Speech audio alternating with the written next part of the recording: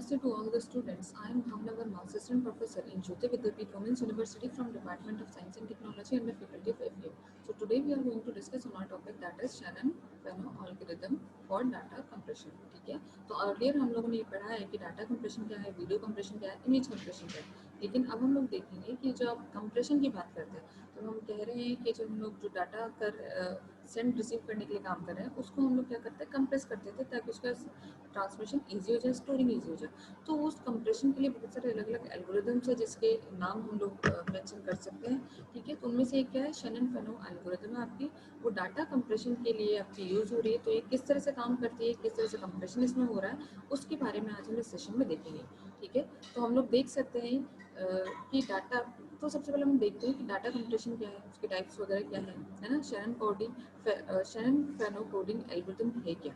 So data compression is also known as source coding. क्या कर रहे हैं इसको, source coding कह रहे हैं, is a process of encoding or converting data in such a way that it consumes less memory and space. ये data compression है बेसिक, जिसमें हम लोग पढ़ चुके हैं. Shannon coding algorithm क्या है, तो ये एक algorithm है. It is an algorithm.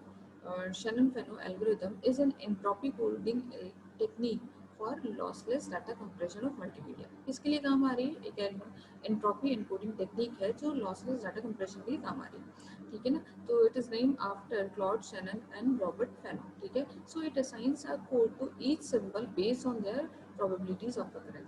ये क्या करती है, जो भी वैल्यू जिसकी हम बात कर रहे हैं उसकी प्रोबेबिलिटी ऑफ अकरेंस कितनी है उसके बेसिस पे क्या है, एक वैल्यू जो है उसको असाइन की जा सकती है. ठीक है ना, एक कोड असाइन किया जा सकता है, किया जाता है. So it is a variable length coding scheme. Variable length coding scheme है, that is the codes assigned to the symbol will be of varying length. तो मतलब इसको जो कोड देंगे ना वो अलग अलग लेंथ के होंगे. तो किस तरह से काम करती है, तो कुछ 4-5 स्टेप है. लाइक सबसे पहले हम create list of probabilities of frequencies count for the given set of symbols so that the relative frequency of occurrence is of each symbol is known. ठीक है, फ्रीक्वेंसी हम लोग पता लगाएंगे, प्रोबेबिलिटी हम लोग पता लगाएंगे. फिर उस लिस्ट जो बनाएंगे ना हम यहाँ पे, जो फ्रीक्वेंसी ऑफ काउंट्स की for the given set of symbols so that relative frequency of occurrence for each symbol is known. सारी जब हम लोगों ने सीक्वेंस जब हम लोगों ने तैयार कर लिया तो उस लिस्ट बनाएंगे, उस लिस्ट को हम लोग सॉर्ट कर देंगे किसके according, order of probability, the most probable ones and the left, most probable ones to the left and least probable one to the right.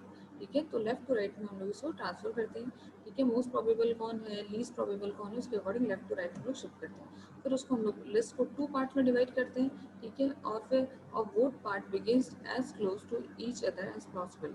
और इस तरह प्रोबेबिलिटी को, लिस्ट को 2 पार्ट में इस तरह से डिवाइड करते हैं कि जहाँ पे क्या है, दोनों the total probability of both parts is being as close to each other as possible. मतलब जो 2 पार्ट हम डिवाइड करेंगे तो उसमें जो प्रोबेबिलिटी होगी ना, टोटल प्रोबेबिलिटी, वो क्या है, अप्रॉक्स सेम होनी चाहिए जितनी हो सकती है. फिर उसके बाद हम 0 वैल्यू असाइन करेंगे लेफ्ट पार्ट को, राइट पार्ट को 1 वैल्यू असाइन करेंगे. इस तरह से हम लोग उसका ब्रेक डाउन और उसका लेफ्ट और राइट के अकॉर्डिंग 0-1 असाइन करना कंटिन्यूस जो है वो कंटिन्यू करेंगे जब तक हम लोगों के पास फाइनली सिंपल एक फ्रिक्वेंसी नहीं बचती है. ठीक है, तो Shannon Fano codes are consider accurate. Code of each symbol is unique.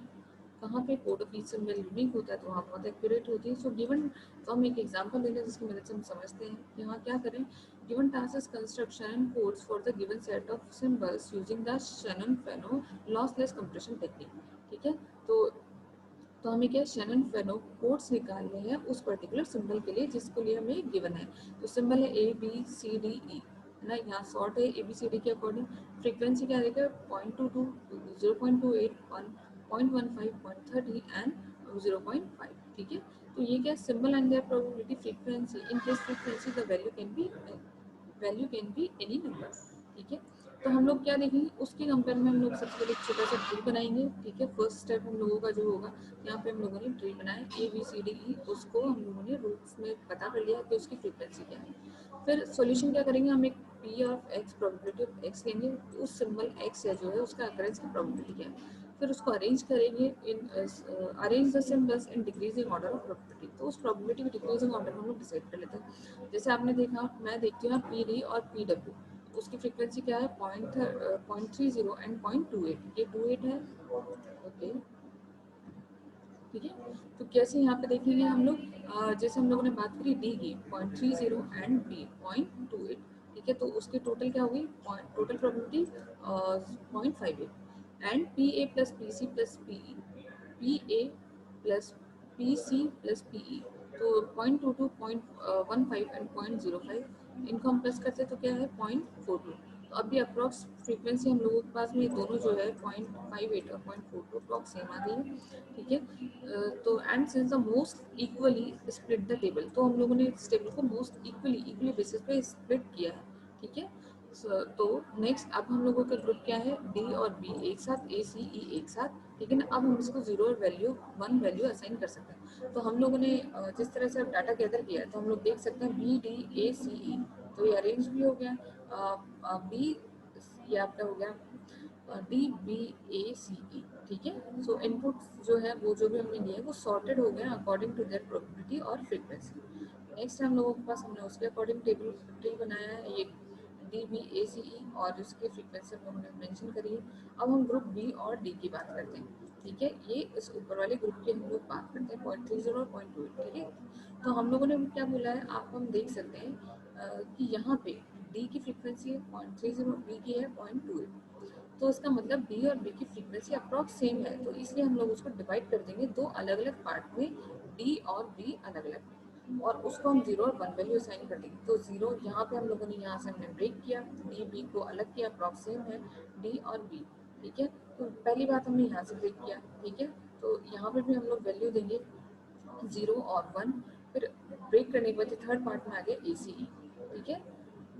Okay, ठीक है। तो हम लोगों ने किस तरह से डिवाइड किया, the symbols are divided into two frequencies such that the total probability या फ्रीक्वेंसी ऑफ लेफ्ट साइड, इसकी टोटल प्रोबेबिलिटी ऑफ राइट और is equal to the right side, ठीक है।